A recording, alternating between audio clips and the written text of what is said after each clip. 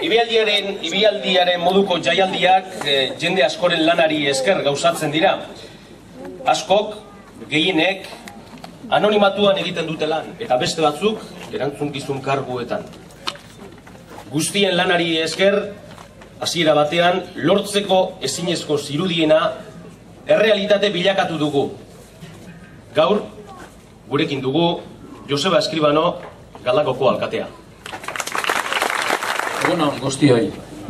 Eskerrik asko Galdakora etorri zarielako, gugaz batera Euskararen aldeko jaiegun hau ospatzera. Gaur, milaka pertsona etortea itxaroten dugu.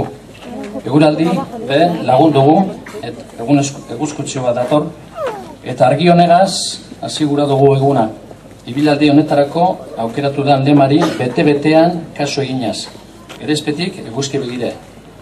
Eguzki begi ikastola da protagonista egun honetan, eta gu Galdakao osoa beragaz gagoz. Ospakizunak merezi dagoen mailan egotea itxaroten dugu. Urtebete emon dugu lanean egun honetara heldu ahal izateko etxeko lanak eginda eta laguntasun ederrean.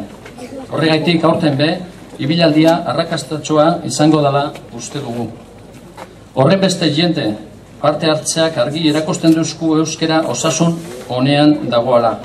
Izan be, Bizkaiko ikastolen jaia da, zalantzabarik, osasun hori neurtzeko markorik onena. Aspalditik keinu txiki honek izan dira urte luzetan euskararen aldeko bidea ere indabenak. Horren ondorioz, euskerea ilunpetatik atera da eta gaur egun leku nabarmenean dago. Galdakon be euskera bizi berritzeko plan nagusia garatzen gabiltza. Beste leku askotan jasotzen dan moduan, gure herrian be euskararen ezagutza maila nahiko handia da, baina erabilera aldetik asko daukago egiteko. Bihotzean daroagun euskera ahoan ifintea falta dugu. Olantze bakarrik egingo dugu aurrera euskararen normalkuntza osoa izan daiten. Jaiegun hau aukera ederra da horretarako. Horregatik gobidatzen zaituet alkarregaz egun hau ospatu eta gozatu daigun Galdakaon eta euskeraz. Gora ibilaldia!